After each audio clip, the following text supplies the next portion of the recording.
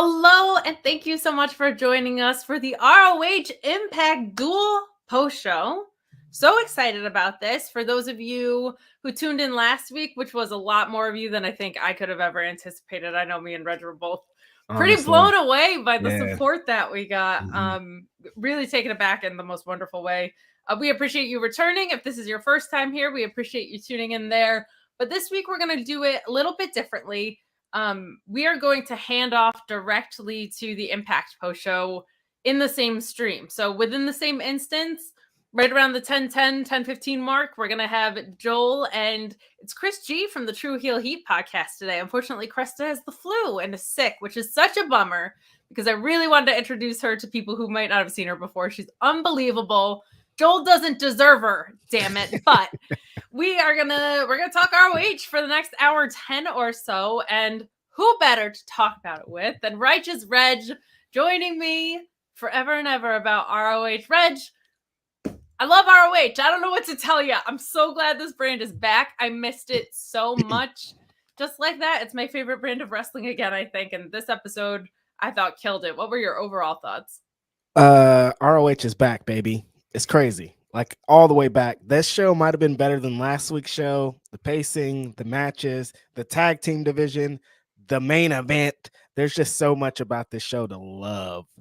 I think maybe honestly the two women's matches were my favorite matches of the show. So, I mean, a lot was going on here, Kate. It was a good time. It was a great time. It was a bunch of talented wrestlers being talented and having great matches. What more can you ask for? I just love, and I didn't realize how much I missed the fluidity of Ring of Honor until it was back on. Like, in-ring promo-wise, we just got that quick one from Joe setting up next week. Like, it's such a quick-paced show. It makes things move so fast. This was around 2 hours again, a little bit shorter, but just a super easy watch. And they do such a good job of blending talent that is established and familiar to an AEW crowd and people that aren't. I'm pulling this up because I will sing these guys' praises forever. Ian and Caprice have such incredible chemistry. They really do. And there's so many moments where I'm just so startled. I kind of said it last week, but they're merging a few things here, right? Like they're merging people that are AEW fans that are tuning in for the first time and diehards. So it's just an interesting challenge as a commentator to smarten people up without spoon feeding them. And I feel like Ian and Caprice do such a good job. They are so perfectly overlapped where they need to be, but so clear in what their roles are in participating on the commentary desk. Favorite duo in the game for me, I would say Caprice is just incredible, and Ian is probably a top 3 play-by-play guy in wrestling right now. It's actually pretty fitting that we're teamed up with the Impact Post show because their commentary team's probably like neck and neck with Ian of like being the best in the business of like Tom and Impact. I feel is like one of the best. Like I don't know how WWE ever let that guy go. Like he's extremely a talented commentator and brings a lot to the game. Ian and Caprice are amazing. They make sure the ROH product is known. They make sure that every viewer knows the importance of every match, every stipulation, every championship, everything that's going on here. One thing I love about this Ring of Honor show these last 2 weeks, every single thing that happens serves a purpose. There's a match, and then they immediately are like, this is what I want to happen. It's like a UFC setting almost. It's like they have a big fight. Somebody knocks another guy. You're like, well, what do you want next? I want to fight this fool next. And then that fool comes out and like, I'll see you next week. Every single thing here has a purpose. Everybody's stating their intentions. Nothing's wasted. It's a great 2 hours of pro wrestling. And to your point, I feel like that makes everybody so much more comfortable. I was saying today that like everybody just seems so relaxed in ROH and these were long tapings. So I think that is a tricky thing to accomplish, but because it's so wrestling focused and everything makes so much sense, like they use their standings as Bible. It's like, if you're next in the standings, you're the one getting the title shot. That's it. It's not more complicated you than won that. 5 matches in a row, get in the ring with the champ. That's it. Guess what? And as the viewer, you're like, oh, that guy's been winning a lot. That makes sense. Just super, super clean. I think Delirious, who had been booking it, I don't know if he still is. I don't know who's booking it, but I think the most underrated booker in wrestling. Like everything he does makes sense. What is that? Show? You mean this show that we just watched? Well, and he was booking ROH before shut down. Oh, you meant before? I thought you meant the show tonight. I'm like, Tony Khan, what do you mean? No, I don't know if he's like kicking around at all. Like I don't know. No, I If think he's out in Impact now. See, these things just keep forming together. Yeah, I think he's doing something in Impact. If not MLW, I get them all. They're all friends. They are, and you know what? I'm just gonna have to stay tuned into our Impact post show because I should have known that. But exactly. The Amish electrician thinks us happy to spend my birthday with Kate and Reg. Happy birthday! Oh, awesome! Happy birthday! Mine is in 2 days. Mine is on Saturday. Very excited about it. Oh my gosh! Happy pre-birthday! This is the go home to Reg's birthday. This is. Tim McFowle saying the best duo is back. Love you two almost as much as I love those two women's matches. Showcases for women's wrestling. Trish and Billie laid in those shots. Yeah, they did. And that main event humped. It really did. Yes. I could not believe it. Felt like pay-per-view. Yes, and it was just TV quality with hardly any build. Really incredible stuff. Meet Norma saying, can't watch live, but wanted to show some love for those who loved NXT in 2016. You'll love this version of ROH. This show humped promo code FIGHTFUL. Working on it. You guys got to keep showing up and we'll get some sponsors. Exactly. But I do feel like ROH is its own thing, but I feel like comparisons to early Black and Gold, 2016 is a good benchmark for that. Pretty accurate, Reg. I mean, if you're into that type of thing, I wouldn't do that. I'd be like, if you like Ring of Honor, this is like old school Ring of Honor. I can't be attaching it to no Black and Gold, even though I'm wearing a Black and Gold sweater right now. But, you know, these are just consequences and things that happen at the same time. Nothing is nothing. This is Ring of Honor, baby, and it is back. What a way to start the show, too, right? Didn't this feel like the most perfect way to kick this show off? It really did. And one thing that I loved was I tuned in just a couple minutes before and they were playing last week's episode right before. And I was like, God, that main event match was so great. That was awesome. And because all the stories make sense, I was like, oh, thanks for the reminder. We got that later in the day. There's Eddie Kingston again. We're excited again. He's back. My guy. I love that dude. I love him so much. But at the beginning of the show, it's for the ROH TV Championship. Love that they started with this. And we got Samoa Joe versus Tony Deppen. Tony Deppen, fantastic independent talent. He was kicking around the last version of ROH. He's all over GCW. Really, really incredible performer. One of my favorite live performers, too. There's just an extra something there when you get to see Tony Deppen live. But ultimately, Samoa Joe hitting the muscle buster on Tony Deppen for the win here. I'll call it some of my favorite things, which were everything Samoa Joe did. And also a lot of what Tony Deppen did, including this moment where he had gotten thrown over the top rope and he jumped back in and delivered a cutter in the process. So creative, such an efficient use of moves and just a ridiculous shotgun drop kick that reminds you that like kind of more fundamental moves, not that a shotgun drop kick is unimpressive in any way, but when they're delivered explosively and crisp and executed well, the most fundamental stuff is some of the most exciting stuff you can watch. Yes. What did you think, Reg? I loved it. Everything about it. This was the showcase of Tony Deppen. Tony Deppen, if you don't know about him, is one of the best independent wrestlers. He's the guy, like, if you want to find out if somebody has it, you put him in the ring with Tony Deppen because Tony Deppen is going to take him to his limit. Tony Deppen is great on both sides of the coin. He's great on offense. As you can see here, Samoa Joe was destroying him a lot of the time with those chops, just chopping his chest in the hamburger meat.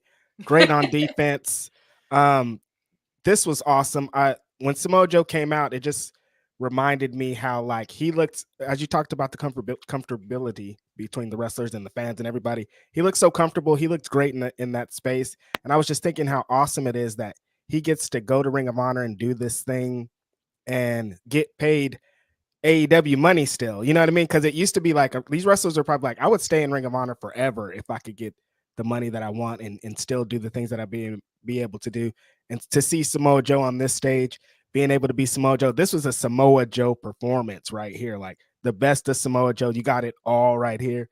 Him destroying Tony Deppen, him just ignoring, not caring about it, walking around the ring like he's the baddest motherfucker in the world. This was awesome. I loved it. And I believe he is. Like, he just Mhm. delivers so well. I Mhm. love him as a face, but I love him as a heel. Like, Yeah. he's born to be born He's to kind of be he's kind of walking the line at the moment. He's not super heel or super babyface, kind of tweener role. Yeah, I feel like in ROH he kind of has to be because I think people are Right. just going to be so excited for him to be back. But we'll get to the post match momentarily. But CEO saying, "Good evening to the best bangs in the biz." And after last Sunday, the best boo in the biz. Reg, of course, asking the Boo. soft questions. So good. Thank you guys. The Revolution post show that cracked me up. I was like, this man made CM Punk cry and he's booing MJF out of the room. Like, Like, I had to do another thing this year. It's been a year since CM Punk. I got like, okay, what's happening this year? I'll just boo this fool. Easy. you're just like slowly leaving your legacy, and I respect it. Yeah. I really do. That's what's up. That's what it's about. But good stuff here in the post match made me even more excited. I am so happy about this. Samoa Joe just kind of says, "Welcome to the new era of Ring of Honor." One thing that always stays the same is basically that it's Samoa Joe's place. But Mark Briscoe comes out and challenges for the TV title after Samoa Joe kind of lays out the call. And I just loved this. It was so short and sweet, but Mark Briscoe just basically says, "That title's my destiny. Fight me for it." And Joe's like, "Anytime I can get in the ring with a Briscoe is a good day in my book." Simple, easy, clean, done, beautiful. I loved every single part of this. Samoa Joe laying out the challenge, that little bit of time before Briscoe's music hit of me being like, who could it be? Just like the Rolodex of wrestlers in my brain being like, who could it be? Who could it be? And then the music hits and you're like, oh, perfect. That's exactly who it should be. Mark Briscoe. Then Mark Briscoe comes out, fanfare, all the love. And then Mark Briscoe is Mark Briscoe in this 15 seconds that he talks and it's just like, yo, I like that belt. You should fight me. Let's do it. Samoa Joe reminds you, the Briscoes, I've been to war with you guys. I would love to go to war with you again. Let's do it. Perfect way to lay out a match. I loved it. Big time heartstrings too. Mark Briscoe had the backwards 13 times hat on too. It just like, just made me happy and sad all in one breath. But beautiful to see it. I love that we're getting to see Mark Briscoe. It makes me really happy that he is in a position where he feels happy wrestling. It's just really great stuff because he never did this without his brother before. But Ronald Hollick with just more overall love, which I love. I love talking about match specifics, but when people are like, I loved these 2 hours, my heart exploding. My favorite wrestling ROH knocking it out of the park 2 weeks in a row. Best post show and wrestling coverage right here. Kate and Reg, like AJ, is phenomenal. Thanks, Ronald. That's dope. That's really dope. That is. We appreciate everyone for being here. We're having a great time. We do. And T. Sampson's just donating $10 without even saying anything, just showing up to support, which very much appreciated. And then this is what I love about ROH. It all feels like it's operating in its own world, but like, find me people more different than Samoa Joe, Mark Briscoe, and Dalton Castle and the boys showing up next. Back to back.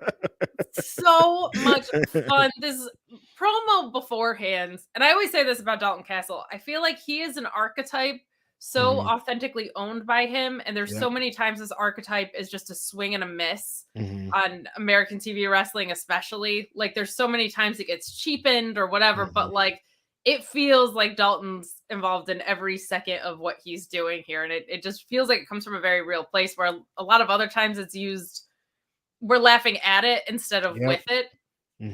But not today.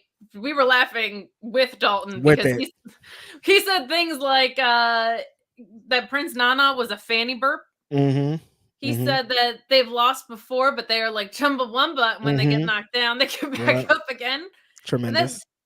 They've been moving furniture, heavy, dense furniture to prepare for their upcoming run here. Everything you would need to prepare for the ROH Trios titles. Yeah. Everything you need. That's exactly, the gym is kind of overrated. Who cares about that? No one wants to be at the gym.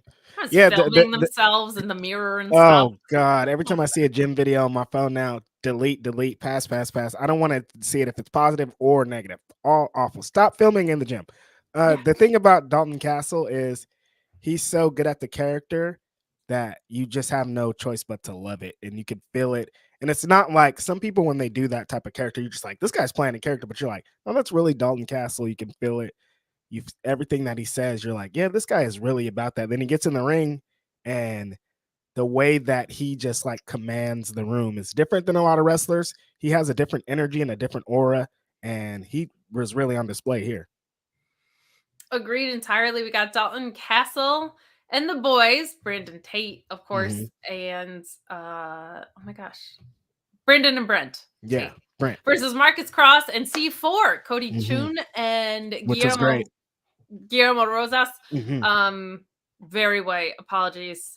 I love on Friday when I have a Hispanic co-host who can pronounce things beautifully, and I'm just over here like the Santos Escobar, and he says it. It's so beautiful. Like, oh, it's the best. But this was a really fun match, and what I've loved here early was, it's going to be a little more predictable, especially in the beginning, because we're in an establishing phase of who the important people are. We're going to Supercard of Honor. Things have been pre-taped. You knew Dalton and the boys were going over here, but I feel like there was a lot of really fun offense from Marcus Cross and C4.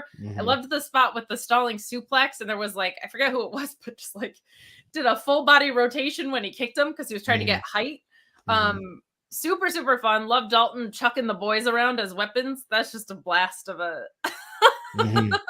a moment. Good usage. And then I think Brandon crawled back in the ring a second time and he threw him again. It's just a blast. A really, really good match. And I think with what we know, especially if you were on Fightful Select, about what might be happening with Brian Cage, it's very possible that these are your next 6-man champions. What did you think? I liked it a lot. I'm hoping to see more of C4 in the ROH tag division. They did a lot to establish the ROH tag division on top of the trios division tonight, which I thought was great. But the boys looked great. I think they are on their way to being the next ROH trios tag division champions. But I'm curious as to who else is there in the division after that, because I don't know. It's not looking that great. I'm sure they can establish some teams pretty quickly, but at this moment, I'm just like, is it just going to be Dalton Castle and the boys? That's not enough for me. Not enough. Of course, yeah. And then the last iteration, we had Shane Taylor Promotions. We had there was a lot happening, I feel like, and so we'll see what they rebuild. It's kind of tricky because some of their strongholds have got onto other things because they were shut down. So I'm intrigued to see what happens there, but it does seem like the tag division got anchored pretty well. So I'm looking forward to it. RH saying, I am loving ROH. I'm loving the vibe from the show. Loving these matches. Love getting this review show with Righteous Reg and Kate. Thanks, Cats. Well, I, for the longest time, was like, Thursdays is my non-wrestling day. I'm not doing guest appearances. I'm not doing interviews. This is my day. And then I was like, my favorite wrestling promotion is running on Thursdays. This show...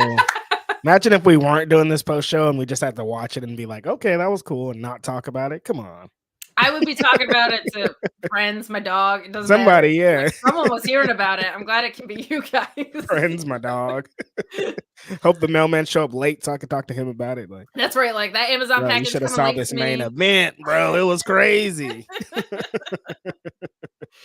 Josh Box saying, loved the show. Dalton Castle and the boys never cease to entertain. It's so true. And the G-Damn main event. Looking forward to next week's show. Looking forward to talking about the main event and next week's show. Just like in Sheamus world, man. Banger after banger here. Just absolutely adoring it.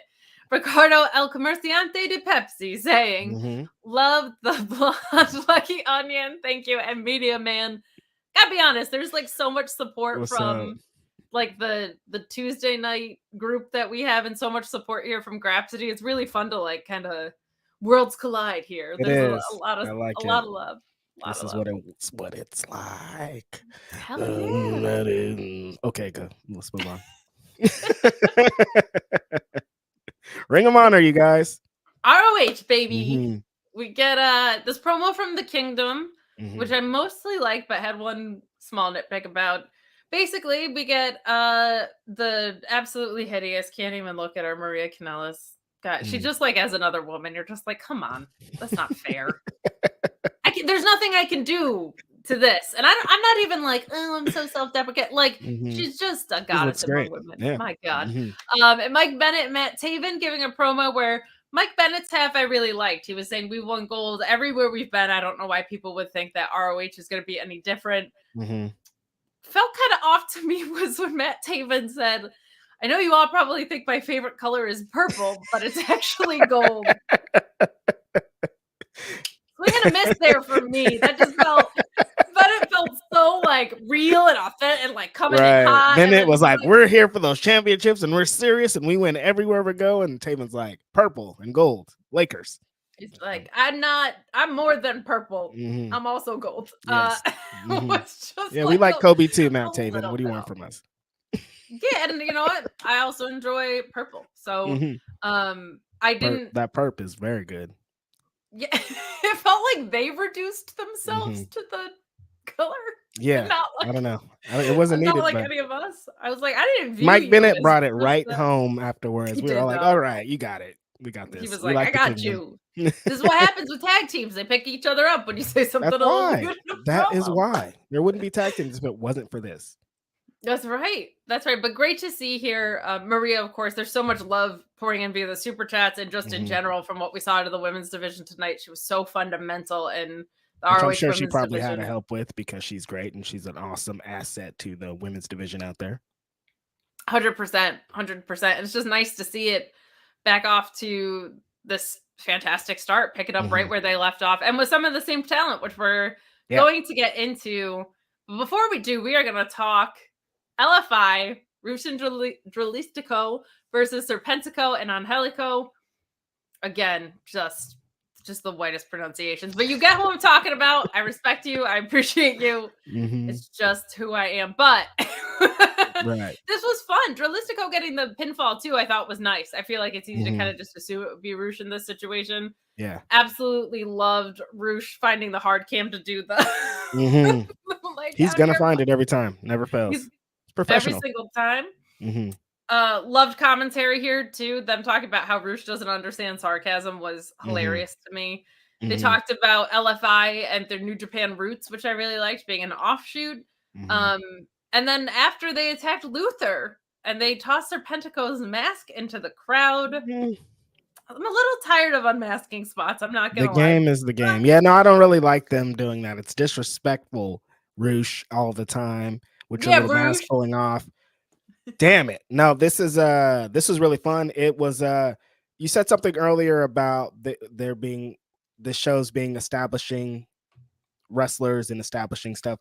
There's a couple of these matches that you were like, oh, you kind of expected who the winner was going to be in the beginning, but then the other team gave up a good fight. This tag team match right here was exactly that.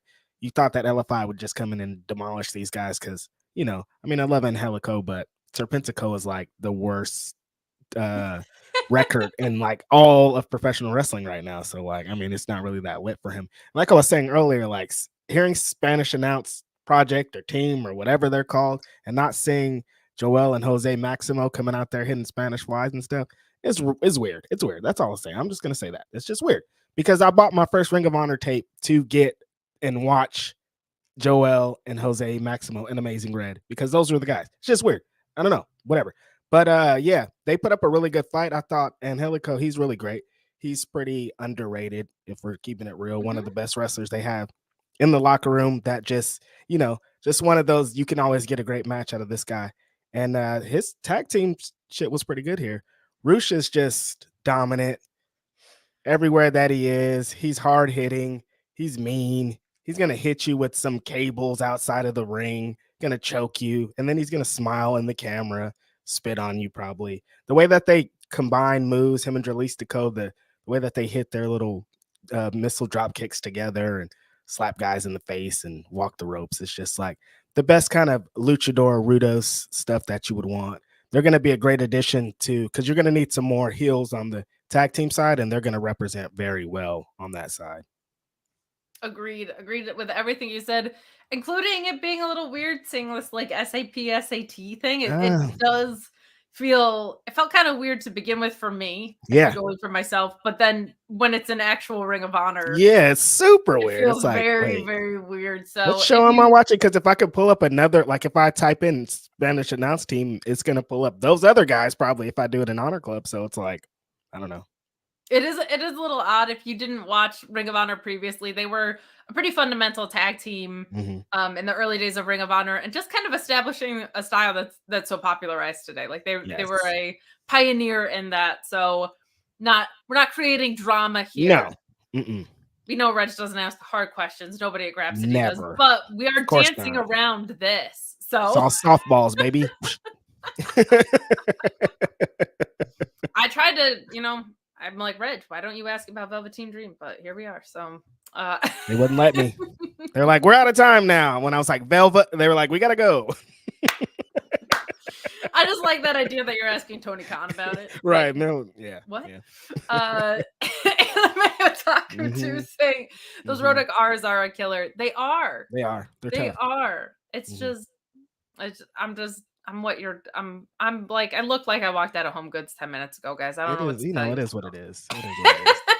There's an iced coffee within 5 feet of you right now, 100%. Are you broadcasting in here? Like, what is?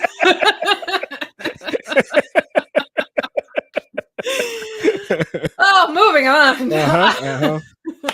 We get an absolute ass-kicking match from Trish Adora and Billie Starkz. Holy cow, this was so much fun. Billie Starkz, love what commentary did here, talking about at one point, Ian asked Caprice, what were you doing at 18? And he was like, well, honestly, I was wrestling. And Ian had to be like, but on this stage, though. But in 2 national promotions, and he was like, not even close. But no. Speaking of the comfort level, as many people were alluding to between the two of them, like it was so fun because Ian was going to set something up, and Caprice was like, nah, right. I got you. But truly, Billie Starkz, she put out a tweet a couple of weeks ago where she was like, guys, I'm scaling back podcast appearances as I am wrestling and studying for finals. And it was just like this moment of what an incredible life. Like, what finals, Kate? Finals. What? Like, it's crazy. There's nothing more stressful in this life than finals. Never mind your wrestling on top of it. You got a big match on Sunday, but you also got a big test on Wednesday. This is crazy. Yeah, it's just I get tested in the ring. I get tested in the classroom. That's my life. She's incredible, and she did a great job in this match too. And Trish Adora, so excited to have her back on my screen, man. She wins with the Lariat Tubman here. I mean, what better name for a finisher in the world? But so much to love about this. I think everybody's kind of talking about that suplex spot where she was like up on her toes, getting that extra leverage. Unreal stuff. Billie Starkz, I thought, also doing an incredible job with facial expressions and selling in this match, stuff that someone of her age, not only is she like so far along in ring wise, but the level of storytelling aspect she's really, really in tune with. Absolutely loved this. Thought this was a blast. Thought it was the right decision. And I just love I don't want to say presentation sounds like you're creating something. And Trish Adora just feels so authentically herself. They allude to her military service. And I hate like comparing across because people always think it's like hating on something. But like Lacey Evans has been repackaged 900 times, right? Like talking about her military experience. And Trish Adora, like, it's not like she's an ass kicker because she was in the. It was like no, just watching her, I'm like, like it clicks, it works. Just unbelievable stuff here. What did you think of this match?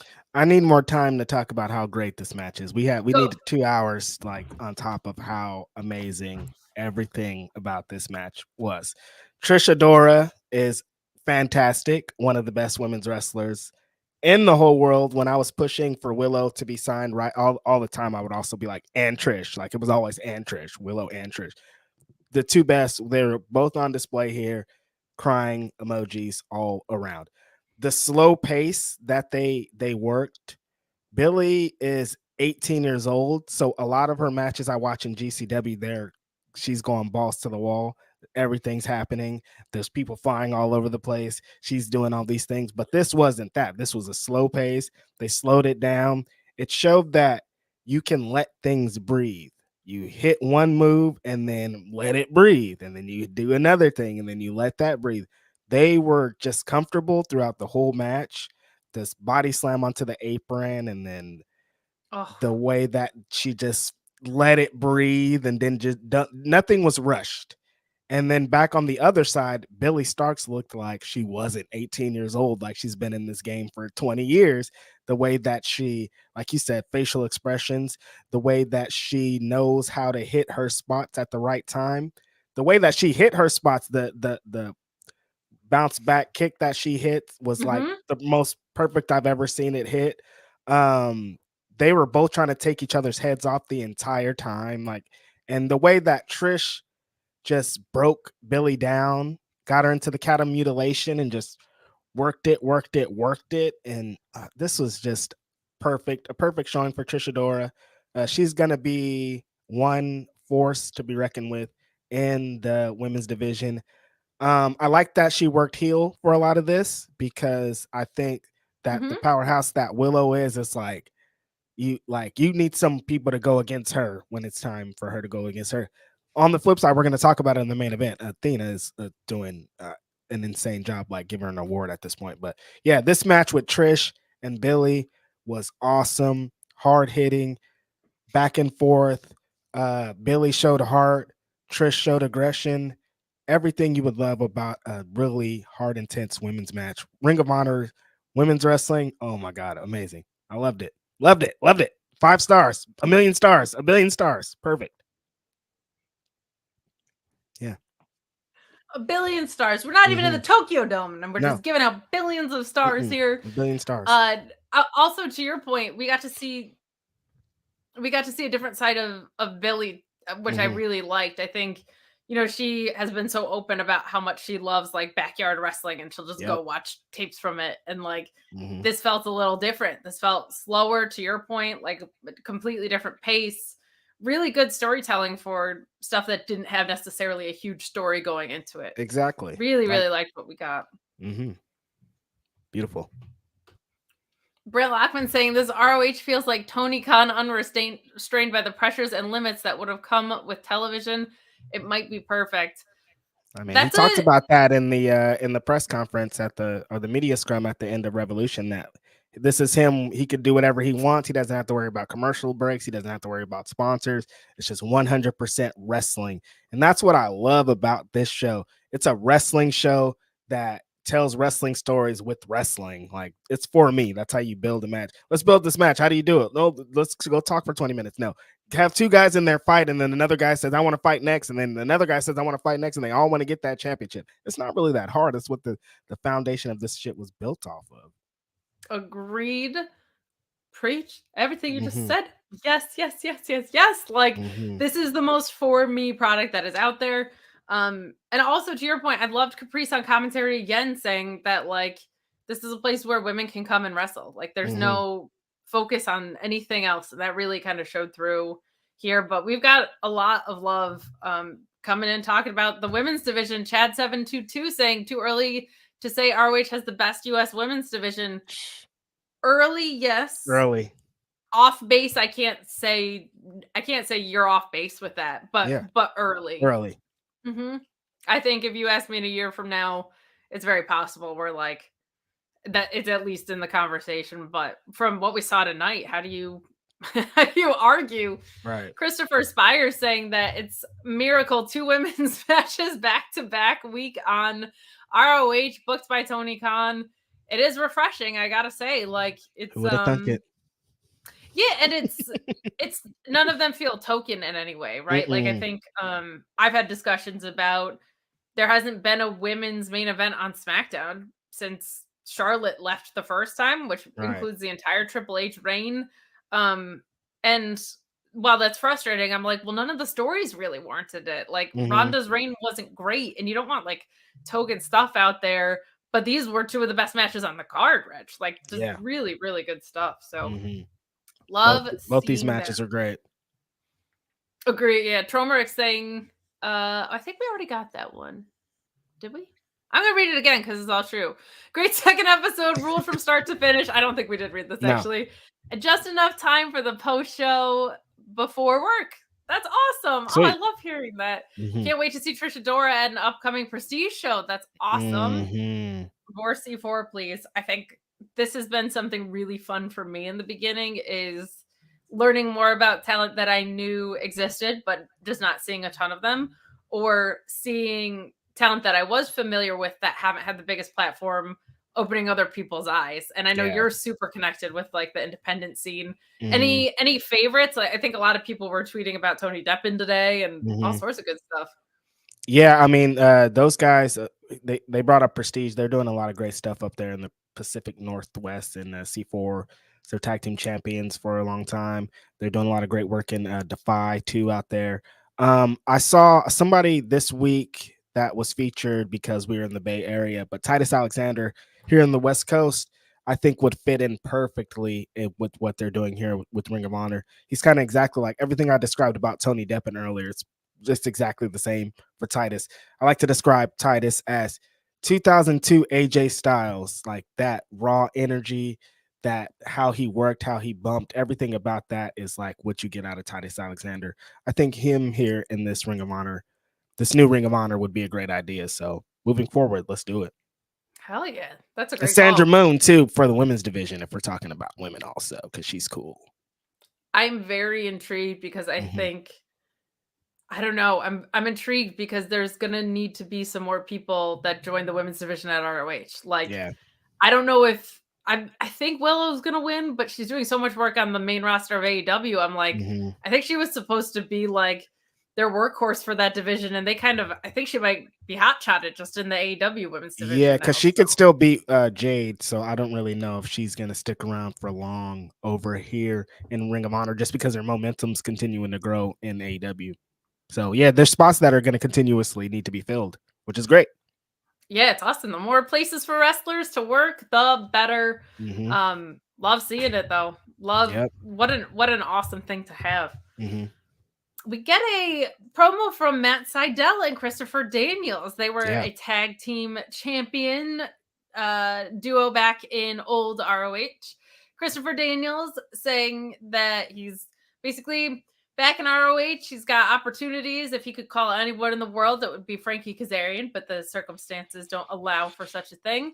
One of his And greatest then I guess he lost his other friend's phone number somewhere. I guess what's going on here? Could you have texted him? I'm sure he would have wanted to be in the match.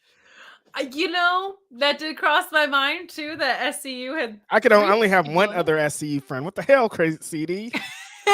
You have Yeah, another man. friend. His name's Scorpio Sky. You could call him too. He would be great for this. If I didn't I was get it. Scorpio Sky, I'd be annoyed. Super annoyed. Like, well, dude, my phone did not ring one time. What the hell? But you know. Maybe it did. Maybe it just like he went to voicemail or something, and then he was like, "Oh, sorry, I called Matt in between." I don't know. But Christopher Daniels talking Yes. about how much it meant to be a Grand Slam champion, the first one in ROH, Mhm, and that he knows someone else who's been looking for opportunities, and that is Matt Seidel. mhm. Matt Seidel kind of references their history a little bit, but says that they've, both come a very long way in their careers since those days. Yep. This is an interesting it's not like one of the classic ones that you think of, I feel like, Yeah. when No, you it's not. think old ROH. It's not Mm-mm. something that jumps out at you, but Matt Seidel was never like my guy in WWE, but I thought the work Mhm, he's been doing in AEW was great. I'm kind of excited to see him just mhm. back on my screen. He's super reliable, and I feel like him and Christopher Daniels can give young and growing tag teams great matches just consistently and over again. Yeah, definitely having Matt Seidel is a great asset. He's a former Ring of Honor tag team champion too. So Chris Daniels is also. It's a great pairing, and those are both two veterans that you want to have along for anything you're going to do with the tag team titles because they're going to be great opponents to have and great teachers to have along. Agreed. Agreed. I'm sure there'll be a lot of help backstage. Christopher Daniels, of course, Yeah. has a backstage role already. Yeah. Luther kicking around there, I think, is probably a good sign too that there's Hmm. just going to be some experienced vets guiding the way. Yep. But we move on to Ari Davari and Slim J, who always surprises me with how good he is in the ring. Hmm. Defeating Jake Crist, Man Scout Manning, Hmm. Metalik, and Christian, a former tag team. Hmm. Or forming a tag team, I should say. Hmm. This was a fun match. This was kind of another one of those predictable establishing Yeah. matches that we talked about before, but no complaints about any of this. Slim J locking in an STF on Man Scout to get the submission victory, which I thought was fun. Decent stuff here. If I had to cut something, it might have been like if you were going to a 1 hour format, this is something that feels maybe superfluous, but I didn't feel like bored watching it. I wasn't like, get it off my screen. This was just kind of one of those things that was just, okay, we're moving things along a little bit. This was like a cool to see these guys on the show, but like it didn't help or hurt the show. It was just like, okay, there's another match that's also kind of maybe trying to establish more with the tag team division, but I didn't hate it. Yeah, I thought it was fun. I thought it's always cool to see Slim J because he's a ROH original. So definitely, and it's so funny because the work rate is so high that this was a perfectly good match. Like this was a really good match. But then you think about some of the other stuff in the past 2 weeks, like Josh Woods and Takeshita or whatever, and you're like, most shows this would probably not get so lost in the shuffle, but this just kind of felt like really good. Shuffle. But yeah, it's kind of nuts. But not getting lost in the shuffle is all the support that we're getting from people like Stereo Academy, Flowers for the Fightful crew. You all make wrestling better. I don't know if there's a bigger compliment than that. I appreciate it because there's a lot of people not trying to do that. Definitely. 1000%. Speaking of matches that were awesome, resident Sacramento Brit Timothy Thatcher getting Sacramento, baby. Here's the thing with Timothy Thatcher lying about where he's from and definitely being British. Why would you lie and be like, no, actually, I'm from Sacramento? That's how you throw him off. I mean, that is a great way to throw him off, honestly, to be like, yeah, I believe it. He's from Sacramento. Yeah. It's just, if he's not from the UK, which he is, there's no way he's from Sacramento. Yeah. Like, I believe it. It's so bizarre. And his presentation and his gear, I'm like, that guy's British. Like, he's not from Sac, but no, he's super from Sacramento. And his Sacramento kingness, ding ding, was on display here in a match against Willow Yuta for the ROH Pure Championship. This was a fight.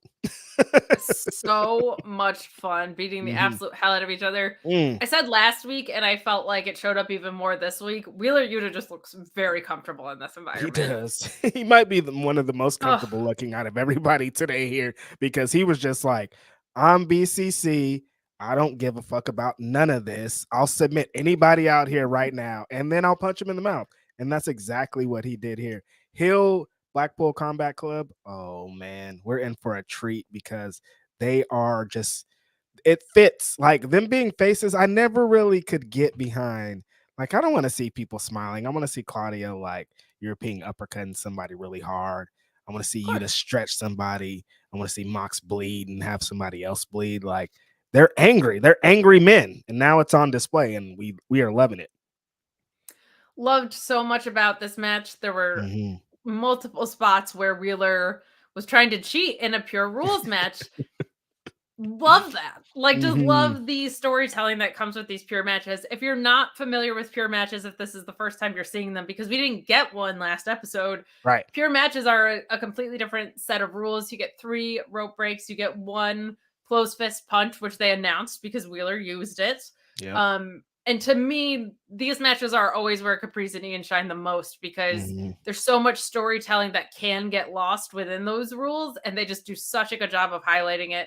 They did that all over the place here, but ultimately, Wheeler Yuta emerging with the victory. Again, kind of predictable, but not complaining about this match. This match was super, super fun, but he's got Timothy Thatcher in the ropes after Thatcher was already out of rope break, so not only do I love pure rules, but coming into play at the end here, I just think is always the most fun storytelling when it's like directly affected. There are also judges in these matches. I can't remember. I know Colt Cabana was one. There were 2 other. There's always 3 judges. I forget who the other 2 names were, but I think Jerry Lynn was there. Maybe. Who was it? Jerry Lynn, maybe. I can't remember. You know what? Sure. Sounds good. Let us know in the chat, you guys. Nailed it. But I know some people were like, what the heck is pure rules on Twitter? And I was like, oh, right, we didn't have one last time. So if this is your first time watching ROH, different set of rules to kind of get locked in on here. It's some of my favorite stuff. Like, I think rules make it more interesting. But Wheeler getting the win here. Yep. Like you said, talking that Blackpool Combat Club shit. Loved it. Yeah. And then calling out the LA dojo, and we get Clark Connors returning to ROH. Very, very tiny nitpick, but one that made me laugh, so I have to call it out. He was like, cut my music off, and his music already stopped playing. Listen up, dude. It was so funny. He was like, cut my music. And I was like, it's not playing. Yeah. This was super fun. We have seen Clark Connors in New Japan, but on AEW television before, and just having some real star-making performances, picking up some key wins. Commentary calling out that he lost by an eyelash to Zack Sabre Jr. We, of course, saw him in that 4-pack due to injury at Forbidden Door the first time around. I'm expecting some really cool stuff out of this. Clark Connors in a Pure Rules environment definitely intrigues me because that doesn't feel like the Wild Rhino. But what did you think of the post-match and this getting set up here? I liked how Clark Connors was capping when he was like, everybody that you're alongside would love to train underneath Shibata, even though like half the guys like train with Shibata. Like Danielson was like slept in the same bed with them and shit. But I get it. I see what you're saying. I understand what you're saying totally. No, Clark Connors is gonna make some great waves next week. I think people are gonna be surprised if they haven't seen what he's done, because he did a lot of good stuff at the Forbidden Door show, the Battle of the Valley show against Zack Sabre Jr.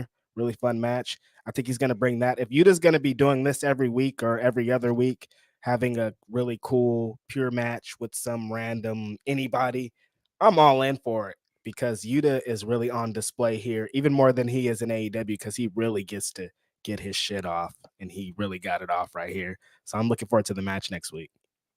As am I. Guys, we do have about a little more than 20 minutes or so left before we pass this off to the Impact crew. But for those of you who joined a little bit later, I'm seeing our numbers go up, and we thank you so much for that. Thanks, guys.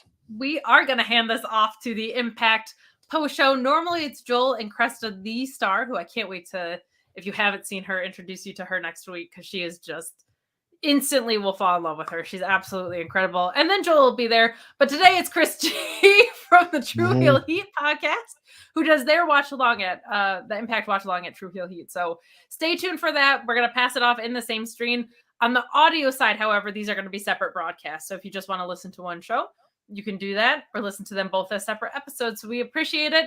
We'll also take this brief moment to ask you to leave a thumbs up on this video. You have no idea how helpful it is for people finding us in the algorithm. I don't know if there's a ton of ROH post shows, but we want to be the top one. So yes, please leave those thumbs up. Get those super chats and humper chats in as well if you have anything you would like to comment on or ask questions about. And head over to Fightful Select. There's been some exciting stuff coming out over there. We talked about Brian Cage's contract news, or information about it at least, was posted up there earlier, which of course directly affects this product a little bit, but more and more stuff getting posted over there. So check it out. Somebody that would be really fun for the ROH women's division, Saray, who just got released from NXT. If she didn't want to go back to Japan, she would do some great work here. So stay tuned to Fightful Select for all the fun, juicy details. Louis Bell saying dishonor on Wheeler's family. I have liked this heel turn for Wheeler. And manipulating the Pure Rules is such a fun way to be a heel, I feel like. So just because they always preach like, we got to be this, we got to be this, and they want those type of rules, but then to break the rules when they get them, it's great. Yeah, and it's like there's such a pride around the Pure Belt too, that when someone's like, I don't care about the pride, I want to win, that's just like a fun thing to do. We've got Mike from Indeed, who I think you might be familiar with, a little bit, saying is impossible to hear Aussie Open or Clark Connors music and not end up shaking ass at some point during the entrance. Shaking ass. Shut up, Mike. That's hella funny. I love it. But seriously though, that's real. Hella real. Kate is gone, I think. Maybe. All right. So look, next up was Kane and X-Pac. They took on the New Age Outlaws. It was SummerSlam 1998, I think. At the end of it, it's Kane and Mankind. Was it? No, I really don't remember, honestly. No, I'm just kidding. Next up was Aussie Open taking on Rhett Titus and Hot Sauce Tracy Williams in a tag team match. Really dope match. Aussie Open, I was thinking about it, probably one of my top 5 tag teams in the world right now. Just because if you look up their little... Oh, you're back. My internet just started shaking ass. I'm so sorry. It was like I I just heard started Clark freestyling. It was music. fine. Everything was regular. Nothing changed. I was trying to plug you and Mike on Indeed because you guys are doing an Overbook show, right? Yes, we are doing an Overbook show. We should plug that. Fightful, Overbooked, Indeed, every Wednesday. Mike and Righteous Reg. Next week, we got an interview with Effie. It's going to be super fun. You guys should be there. That's awesome. I love Effie so much. So stay tuned for that because that rules. Also, things that rule. Aussie Open beating Rhett Titus and Tracy Williams via the close your eyes and count to fuck spot. Pile driver into the Coriolis here. Really, really good stuff. They've got a couple of chats from one from Shane Monster who said, old ROH things for next tapings, entrance streamers. We'll talk about streamer guy. I don't know if I miss him or not. Mark Davis is nasty. What's your deep dive at Honor Club besides rewatching Cabana Punk shoot interview? Shibata versus KOR 2016. Samoa Joe. There's just so many matches there that I go back and watch his work. So inspired. Kyle O'Reilly being one of them. Certainly Adam Cole's work. Any OG ones that you want? Mine is Paul London. Watch some like right before he signed over to WWE. He did like a lot of, he had a match with Samoa Joe also, actually, but he did a lot of really cool things in Ring of Honor. The match he had with AJ Styles, the 2 out of 3 falls match is crazy. If you haven't seen that, watch that. Paul London, AJ Styles, 2 out of 3 falls. I think that's from 2003 too. Amazing match. There you go. You got a lot of Honor Clubs to play with now. It's so funny because I think of like Briscoe's FTR falls under that banner. Yeah, like, exactly. Course, right? Watch that. But back to this match, of course, Aussie Open does hit the Coriolis on Tracy Williams. Hot Sauce to score the pinfall here. Super fun match. Brent Lockman saying, did Tony Khan just book Aussie Open to hear Ian scream out, close your eyes again? I think so, yes. I'm in for it. Hopefully they are here to stay. Incredible signing. I'm intrigued. I don't know if they were just used because they were in town for tapings. I wouldn't blame them if they were. Yeah, I don't know if we could say incredible signings yet. I know that there are some things in the working. There are some numbers being crunched. There are some pins being looked at and papers being set on tables and people being set across and gave coffee to. So it could be happening. Nobody knows. We'll find out very soon. This match was awesome. It was hard-hitting back and forth. Aussie Open, one of the best tag teams in the world. Like I was saying, top 5 right now for me. Rhett and Hot Sauce aren't some slouches. They brought exactly what they needed to bring. That old Ring of Honor style, the foundation that they brought to Ring of Honor, they clicked right back into it with this tag team match. I like that it was a showcase for Aussie Open, but it was also maybe even more showcase for Rhett and Hot Sauce because it showed that being in one of the best tag teams in the world, that they are not slouches and they could hang with anybody. So the Ring of Honor tag team division with these guys, Top Flight was talked about in the Kingdom promo, CD and Seidel. This is a very tough division. There's going to be more teams announced. They announced last night that, spoiler alert, the Rampage show, that at the Supercard of Honor show, they're going to have a Reach for the Sky ladder match with a bunch of tag teams. Yep. So there's more to be announced. It's super exciting. One of the most exciting, like I said, 0 to 100 real quick. Like it last week, it was like, okay, this is cool. That this week they were like, here are all these great tag teams that you guys are going to be able to watch. So this is one of the best divisions in wrestling at this point, and I'm excited to see what happens moving forward. Agreed. Some more love for Aussie Open coming in here too from Rerun via Humperchat, humperchats.com, saying, was only able to catch Aussie Open in the main event. If Aussie Open signs, do they get the All Elite graphic main event humped? That's the other thing is with Aussie Open. And I do believe there's going to be some teams that float back and forth a little bit, but I do kind of feel like they fit in maybe in the AEW scene a little bit more with they do Blackpool Combat Club and Young Bucks, Top Flight, all that. So I'm intrigued to see where we get delineation between the rosters. I think we'll find out after Supercard a little bit more, but Tim McFall saying, give me Aussie Open, OGK, and Top Flight with Lucha Brothers in that ladder match. Wow. At Supercard of Honor, and I can die happy. Yep. I don't know how many teams are going to be, but if those teams are involved, we are lit. Very lit. Yeah. We're no complaints there at all. But really good stuff here. Super fun match. Aussie Open's just so impressive. And to your point, it felt like there was a tremendous amount of chemistry from two teams that I don't think have faced each other before, or at least not think so consistently, but they worked really well together. Everybody kind of got to highlight what they were best at in this process. Yeah. Aussie Open boys hit hard and fast and long. They are just some very angry Australian men. Love it. They are some very angry Australian men. It feels like they're watching a cricket match or something. Yeah. Whatever. I don't know. They have that, like, I'm in a bar in Australia rowdiness to them, which is most definitely fun. Well, I'm in love with Eddie Kingston, and he murdered a wrestler by the name of Ben Dejo. Dejo. Not his name is Ben. His last name is Dejo. Just purely circumstantial. I'm not going to say it fast. I'm just going to leave it there. But Eddie Kingston. He didn't wrestle twice on the show, that Ben Dejo guy. Nope, he sure didn't. No, he did not. That is not the case. Completely unique fella making his debut here. But I don't know. Eddie Kingston coming in and just beating people's asses sounds like a whole lot of fun to me. Yeah. Not a ton to talk about in this because it was kind of a glorified squash, but he does win with the spinning back fist. Do you think Eddie Kingston is going to beat Claudio? We're going to talk about the post-match in a second, but I just want your thoughts on that. Yes, I think he is going to beat Claudio. I think that's going to be the most, if they're doing it at Supercard of Honor, that's going to be one of the most emotionally driven matches of the entire weekend, like all shows included, because we know the history of them. But I think right now they're setting up Eddie Kingston to win the Ring of Honor Championship, which I think is great. I do too. I also think it's time, like, Claudio seems to be getting more involved with Blackpool Combat Club happening on AEW television.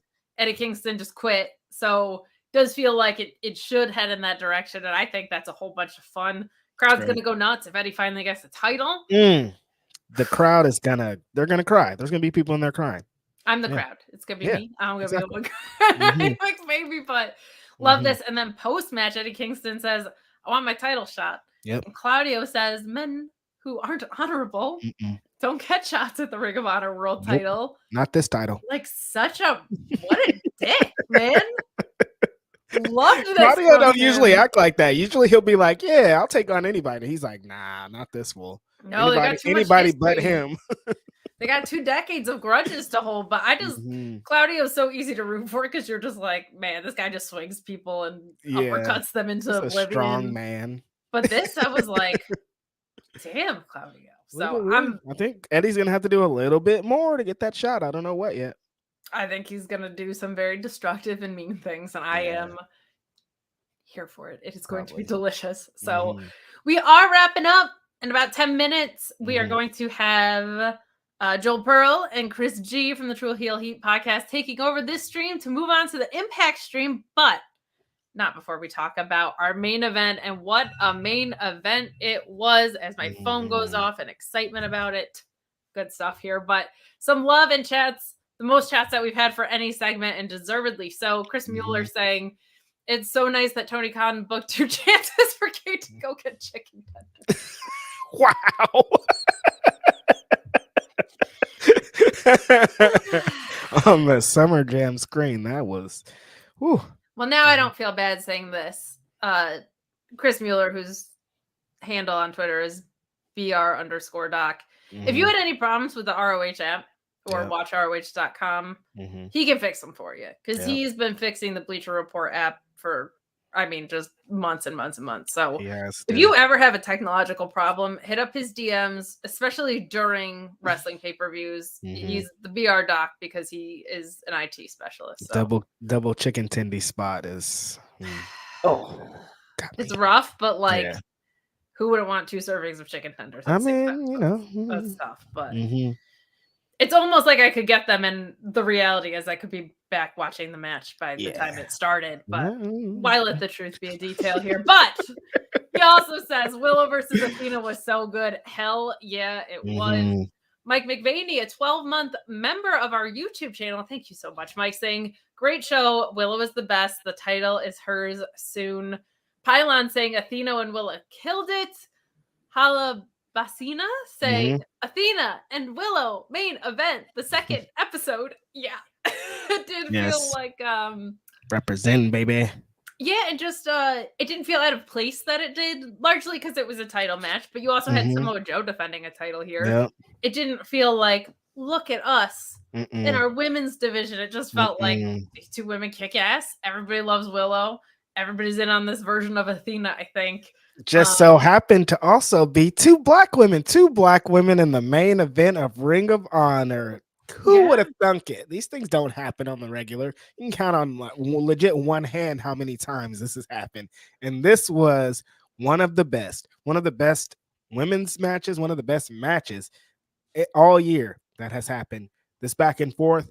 This was Willow Nightingale. Everything I've ever said about Willow Nightingale was on display here in this match. Heart, power, charisma, just all out amazingness. Athena is like, I'm the baddest heel in the business. I'll beat you up. I'll beat your friend up. I'll beat your mom up. I don't care about anything. I care about being the Ring of Honor Women's World Champion, and I'm going to do anything in my power to keep it. She destroyed Willow in so many spots of this. That wasteland on the ramp was just, your body's not supposed to do these things. It's not supposed to hit like that. I don't think this is supposed to happen. This was beautiful match, hard hitting, Willow power bombing Athena on the apron and then immediately destroying her with the DVD. The finish of this match, that probably was the nastiest Eclipse O-Face, whatever you call it, finish that Athena has hit in a long time. Beautiful work from both women. Tremendous match. Athena was the baddest, meanest lady in the land. Willow was the heroic heroine trying to win the championship against all odds, but just couldn't because Athena's just a little too angry. Beautiful match. 2 black women in the main event. Second Ring of Honor show. Perfect. No amazing stuff. And Zero someone who will be in a future women's main event and another wonderful black woman on the show earlier. And Trish Adora, just really encouraging. Knowing that she's waiting in the wings too. Oh, come on. This is amazing. God. Yeah. I think this match was so representative of Ring of Honor and that so much of the story was told between the ropes. Yeah. Like so much of the brutality that got laid in on Willow made you, she's so easy to love. She's so magnetic from the second she steps out of the ring. Yeah. How Athena roped her to the outside to get her off the guard and then slammed her and then slammed her head against the ring steps too. It's like, this is like storytelling all around in a match. It is. And you didn't need, in true Ring of Honor style, you didn't need weeks of promos leading into it. Right. You barely had one promo last week. It was just like a quick thing. No really, interference, really no distractions, no nothing. Just 2 women going at it, fighting. Beautiful. Like, makes so much sense. I'm intrigued to see what becomes of Willow. It sounds like you were on the same page as me, where it felt like initially she was brought in, so she's going to be that first ROH champion, but now she has so much going on in the main roster. Too much momentum over there, honestly. I don't think it's going to, like, I would like to see her be the Ring of Honor Women's Champion, but like, I'd also like to see her be the TBS champion. So I don't know. It's like either way, but the work that Athena's doing, like, let her keep it. Like, let's keep this party going. Who else is going to challenge that Athena's going to beat up at this point? Exactly. And that was a hell of a main event. Like, this was so much fun. It was so cool, man. 2 black women in the main event. They executed.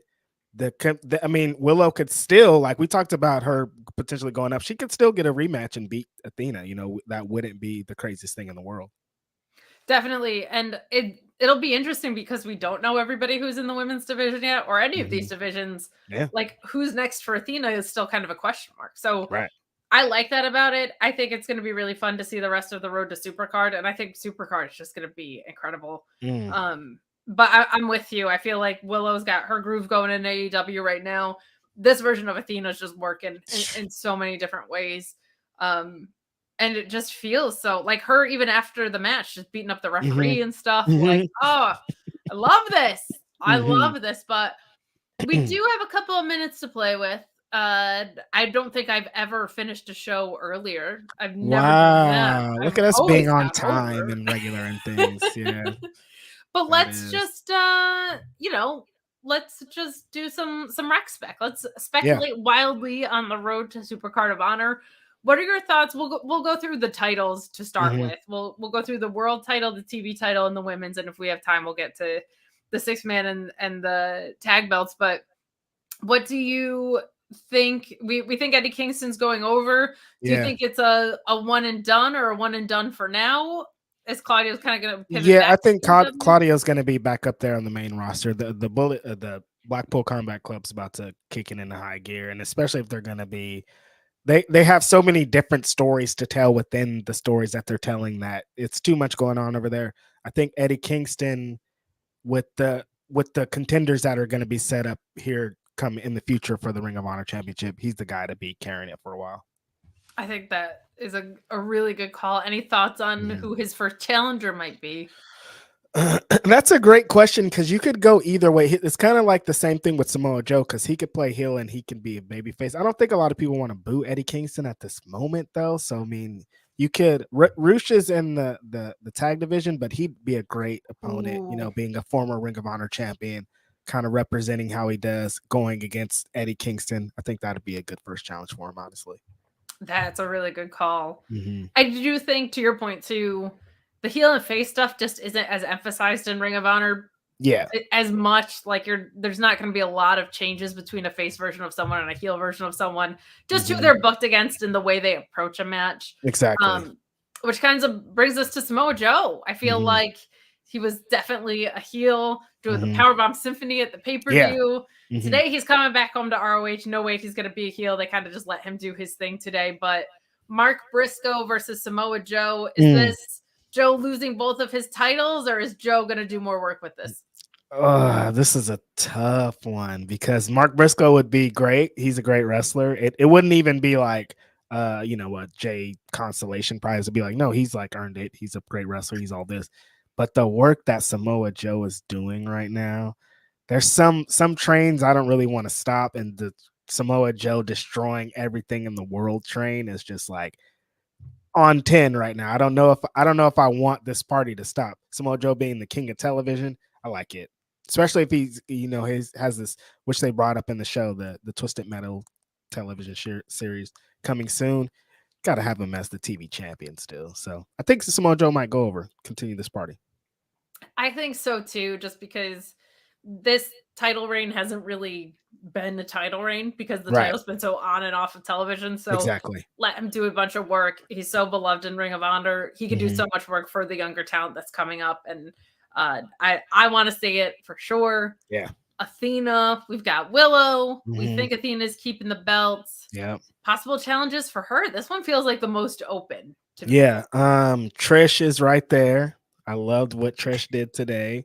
There's so many in the tag match last week. I think like somebody like Sky Blue, I think is gonna be, you know what I mean? Like a couple of wins, some momentum behind her. That's gonna be great for her. There has to be some outsiders that we don't know anything about that kind of have some ties to Ring of Honor that they could bring in. The possibilities are endless. I talked about Sandra Moon before. I think she'd be great out there. I'm super excited about that. I don't know. Yeah, Maxie and Taylor could be there. There's so many. Jordan Blade could come in for something. Just go down the women's wrestling army list and just pick one.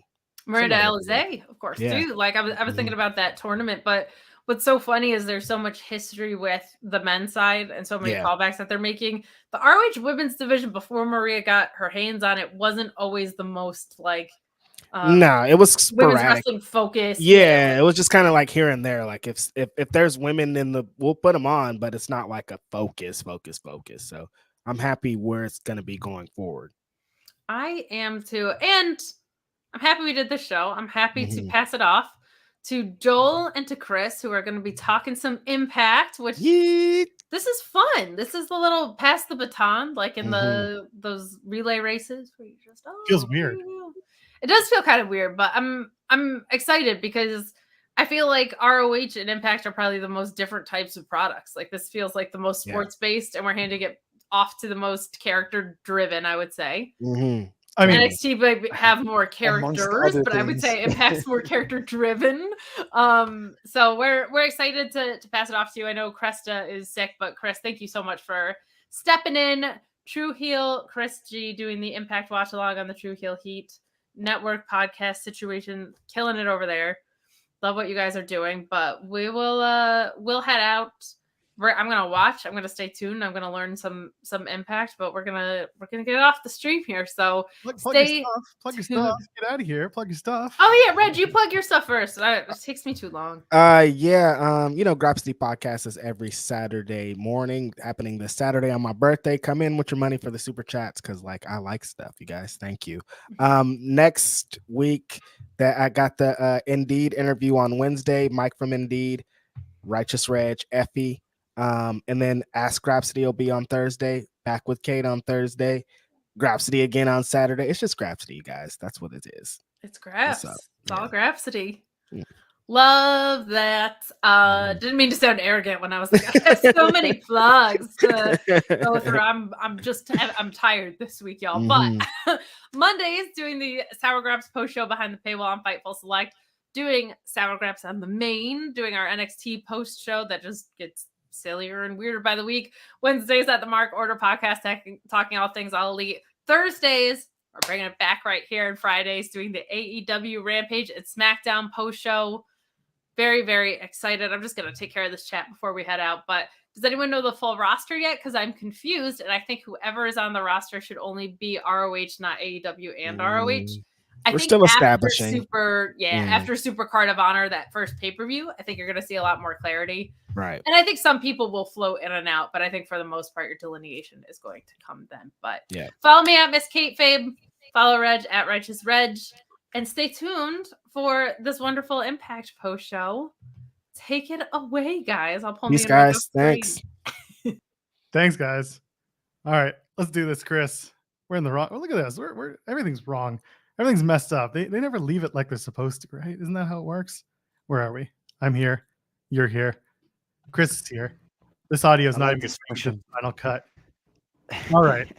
Are we ready to go? Are we going to do it? Oh, we're ready. We're ready. Let's do it. I don't even remember how I start these shows. Hello, friends. We're back again. It's Fightful.com. It's March 9th, 2023. It is at Joel Pearl, and it's time for your Impact Wrestling post show. Yes, our pal Cresta Star, unfortunately, is under the weather, so she's not going to be joining us tonight. However, we wish her well. Hopefully, she'll be back. But I bring in a ringer, and I always bring the best. So I reach out to our friends at True Heel Heat, and I'm like, hey, who you got? And they're like, you got to bring in Chris because he rules, and he does the Impact watch-alongs. Blunt Impact over at True Heel Heat. Chris, how the hell are you, man? I'm great. Surviving and thriving. Getting through some Impact Wrestling like always, and an interesting show to say the least. Yeah, there was a lot going on tonight. A lot of talky talk, a lot of really, really solid matches too. So I'm excited to break that open and talk all about it. We're going to do that. We're going to talk about a little Fightful Select because that's what we do. We'll talk a little BTI. I don't know if you know, Chris. Do you watch the BTI when it's on TV? I do not. I'm able to catch it, but it's hard. It's hard. We try to pack in a lot in a small time frame, but I try to catch it whenever it's a special match. Usually, the last time I seen it was like was it the Iron Man match? Yeah, like a 6-minute banger with Mike Bailey, one of these guys. Yeah, that was the last time. I was months ago. So I try to catch BTI, but it's hard. It happens. I get it. I realize that BTI does a lot of good setting up for what's going on later on in the night, which I appreciate. But also, there's one thing that we do here. And that's a little bit of Iceman intel where we talk about our pal George Iceman, because that's the way he speaks. It's something else. Anyway, this week, George Iceman is outside and he's on assignment, and he's talking about how Eddie Edwards and PCO is continuing. Says there's going to be a fight in the desert, and that PCO was spotted walking the highways, headed to the same location in Vegas where he was buried all that time ago. And then they say, no, it's going to happen. But what's PCO doing in the Vegas desert tonight? Buddy, we would find out about that. We're going to talk about that.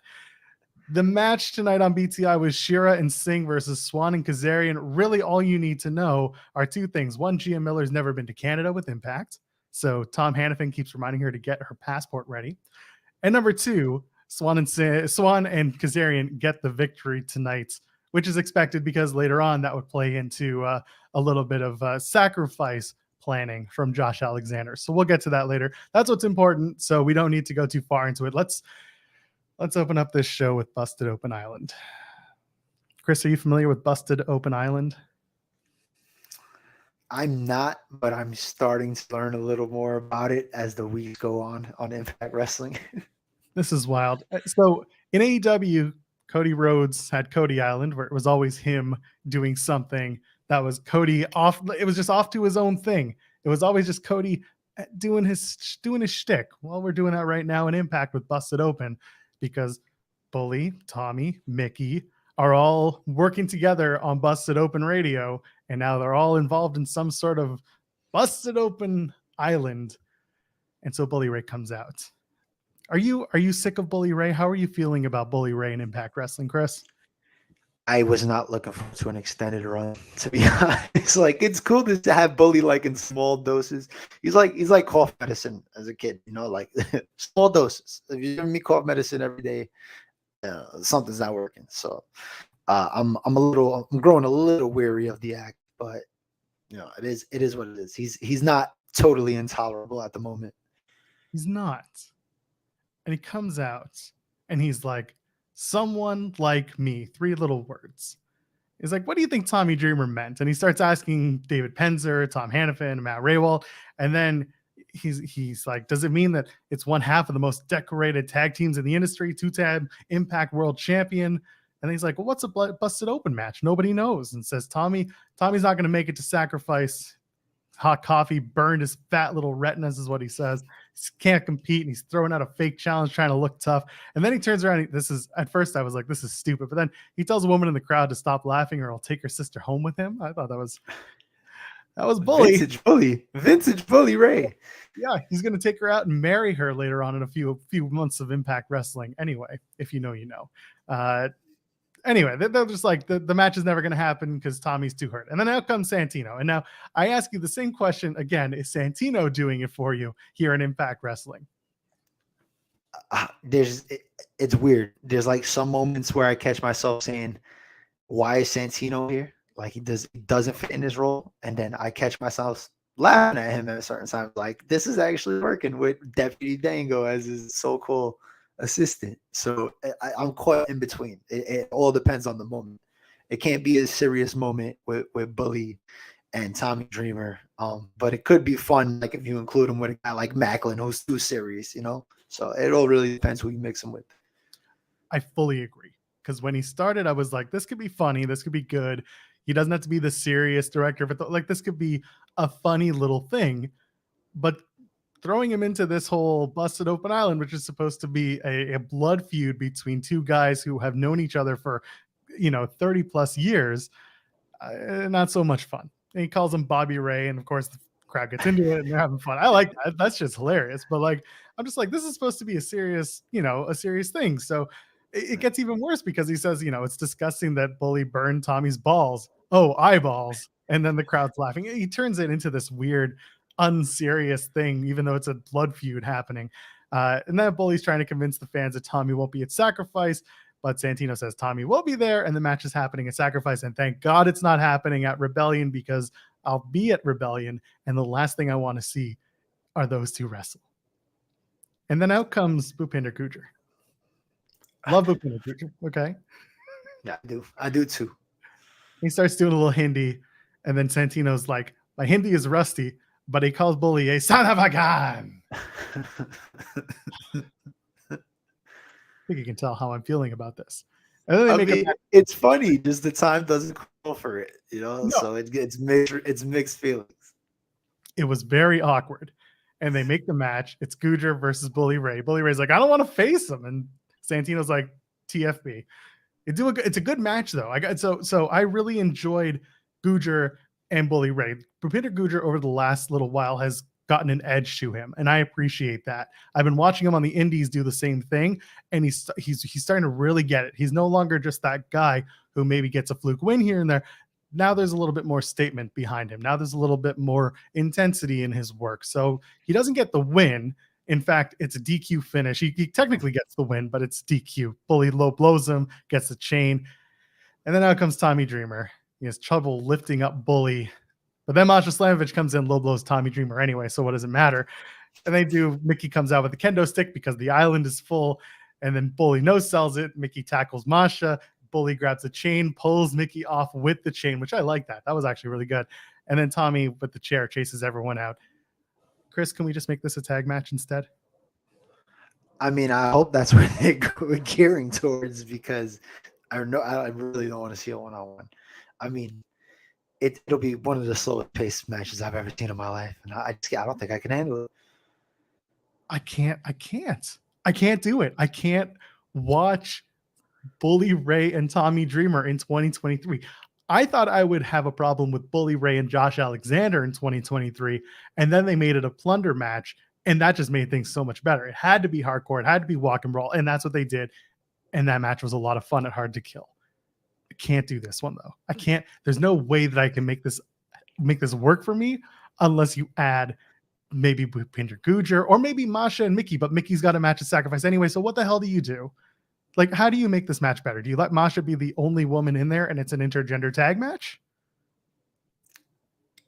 I don't know if they can. I mean, knowing Impact, they would try to make that work, but I don't know if it would make a lot of sense. I don't know. It's hard. It's hard to tell at this point. I think they're gearing up towards the one-on-one, but the more people you add to the match, the better the outcome might be. So. Exactly. It's weird. Get your super chats in. Tell us how you feel about all this going on. Or your Humper Chats. Go to humperchats.com. Any amount, get your question or statement read on the air. We'll start with our pal Kate, who was just here doing the ROH post show with Reg. A couple of bucks for the people who are much better than me and Reg. She says, well, look up after yourself, Kate. You're good at this. We're here to continue the conversation that you started. We appreciate that. I'm just a good side dish. I'm just the appetizer. You guys are the main entree. We appreciate you. Oh, you're my main dish tonight. I know you're there, Cresta. I'm sorry. All right, PCO's in the desert. He's just yelling Eddie, Eddie, Eddie, Eddie, Eddie, and he's gonna come and fight Eddie Edwards. Got nothing to say about this. I'm ready for it. We're gonna get there. We talked about the BTI match with Swann and Kazarian. They got the win, so Swann's backstage, and Josh Alexander comes out and says, "Hey, Rich Swann, you want to be my tag team partner at Sacrifice?" Yes. And then in walks Steve Maclin, who's going to face Josh Alexander at Rebellion. Says, "You found one partner. Well, why don't you make me the other one?" And I swear to God, Steve Maclin has put an air tag on Josh Alexander's Impact title because it's the only way that he keeps walking in. Like, I swear to God, it's the only way he knows, right? So anyway.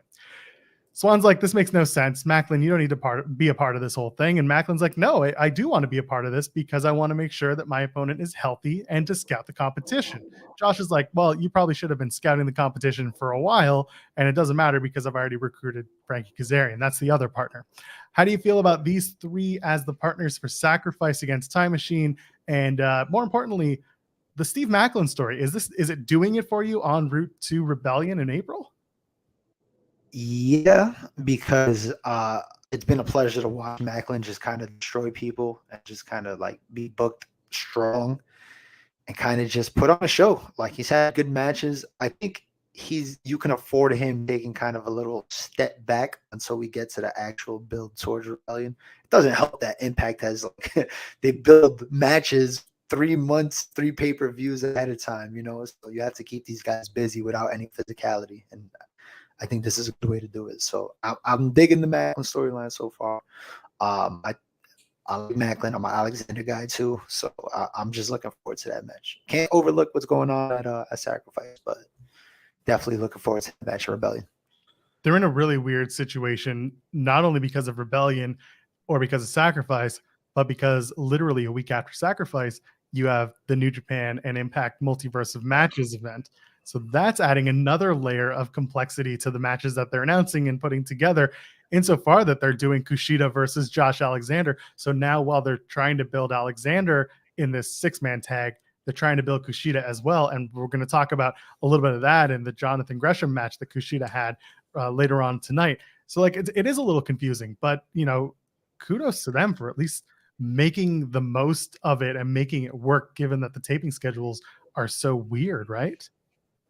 Yeah, well, they film so many shows at once. It's like in a week span, they got to film like 5-6 episodes, I imagine. So it's like they're putting all this content out and trying to book basically 3 big shows at once, and trying to book all these storylines, kind of intertwine them when keeping them, clean and separate. And they've done a good job. I mean, I feel like, they build towards certain things when they have to, but they keep things in the back of your mind so you remember it for a later time towards a different show. So if you watch Impact consistently, I mean, you kind of all pull it together without really being too confused. Yeah, we talk about it on this show quite often, that one of the best things with Impact is you can read the spoilers, you can read what the match results are, but you're completely in the dark with how things get set up and any of the backstage stuff that's filmed. Or in the case of PCO and Edwards in the desert, like no one had any idea unless someone, blabbed to somebody else that they filmed it. So it's one thing that I really appreciate about Impact is that I can go and watch the matches. Sure, I know who wins, but I don't know what the story is going to be leading in or out of it. And that's pretty good. It's a pretty good way to keep people watching your TV, in my opinion. Absolutely. Let's move on. Sami Callihan taking on Rhino. Rhino hits a gnarly looking TKO on Callihan at one point, gets a 2.9. Inevitably, Rhino hits the gore, pins Callihan, but there's a distraction that leads to it. Alan Angels trips up. Sami Callihan grabs his foot. And then as Callahan's looking back to be like, hey, what the hell? Big Con hits Callihan with a chair to the head. That's some payback for what happened after No Surrender. Rhino gets the win. This was a match that originally it was supposed to be Callihan and Yuya Uemura, but unfortunately, when they taped it, Yuya had gotten hurt. There was a concussion. They kept him off the tapings for the rest of the weekend, so they did Callihan and Rhino instead. Match was fine. Really, the story here is the design and Callihan, and then after the break, they show that Diener is showing off that it was step 6 for Callihan and his attempt to join the design. How's this story working for you with Callihan and the design? Do you think he's trying to infiltrate, or is this a legitimate joining of the design? What do you think of all this? That's still up in the air for me. Because I was utterly confused, like going into this episode. Like once he gets hit with the chair by Big Con, the immediate reaction is, oh, that's it. They turned on him. It's done. And then you see what happens during the commercial break, and it's like, all right, it's just another step. It's just another trial for Sami. They're taking. He's obliging. He's going with them. So it's like it just adds another layer to that story where. I like being kept in the dark. I don't really want to know the answer until it happens. Is he there for real? Is he trying to pull a ploy? Sami's crazy like that. So I wouldn't put it past him. So I'm intrigued. You know what I hate more than anything, Chris? I hate being left in the dark. And that's why I joined FightfulSelect.com, where for $5 you are never left in the dark and you're getting all of your best news in the world of wrestling. You want to know a little bit more about Sarray leaving WWE? We got a little bit more. We're talking about Sarray, not Saraya, because there's some people can't pronounce it properly. Sarray leaving WWE and NXT. A little bit more on Brian Cage's AEW contract situation. What's going on there? You want to learn more about Vince McMahon's mustache? Guess what? FightfulSelect.com. $5 best in the business. You get all the Vince mustache news. Mr. Gomez Adams. Plus, you get the Weekender podcast with Steven Jensen, Select Style with Scott Edwards. If you're ever looking for your Japanese wrestling fix, he's got you. By the way, Scott Edwards, no relation to Edward Edwards from Impact Wrestling. You got Sean's Q&A. The Grapsity guys do a Q&A as well. Sour Graps with Alex Pulaski and with Kate Elizabeth every Monday and Friday, etc., etc. It's tons of value. $5 a month. FightfulSelect.com. How about you go and join us, okay? How about that? Segway season is right. I got you. But I'm also Dangle and Santino. This is one of those moments where, yes, this works for me. Dango and Santino works for me here. They're talking about Greg messing up the basement, and then in walks Trey Miguel, and he's like, I'm trying to cement my legacy, but Santino and Dango are doing nothing for him. He had to come out at no surrender and say that he wasn't booked. And what's Santino going to do for him? Well, Santino says, I have a handpicked opponent for you at Sacrifice. And then Trey's like, oh, well, that's not going to do anything for me. Who's going to be the handpicked opponent? And he says, well, okay, if that's not good enough, at Multiverse of Matches on March 30th, they're going to do a 6-man mega match for the X Division Championship. Rich Swann, Kazarian, Kevin Knight, Rocky Romero, Clark Connors, and Trey Miguel. A lot of these guys are already featured on Impact, but I'm actually looking forward to seeing Clark Connors and more Rocky Romero on what is essentially an Impact New Japan show. Before we get to the rest of this segment, because it gets hilarious with Swingman and Dice, how are you feeling about this 6-man tag? Are you looking for a 6-man match, I should say? Are you looking forward to this? Yeah, usually the 6-man X Division type matches are always pretty chaotic and action-packed, so I always look forward to these. And then you throw in another, a few Japan guys. Always fun. It's always good to mix it up with different promotions, so I'm looking forward to it. Do I think Trey Miguel is going to walk out as champion? Absolutely, but it should still be a fun match. Okay, but what if he doesn't? Yeah, I'd have to run through the list and really see who's the possible guy, but I'm going to put my money on Trey. I will too. I think that's all right too. I think it'll be a good match. And then Swingman and Dice come in and they size up Trey Miguel. I love this. Swingman says, "What do you build at?" And Trey Miguel says, "Ask your mom." Oh, I like Ziggy Dice with the measuring tape. It's a good stuff. And Swingman's like, "I'm looking for a tomato can to beat." And then what about Dango Swayze? And Dango's like, "Don't make me use the full force of the law."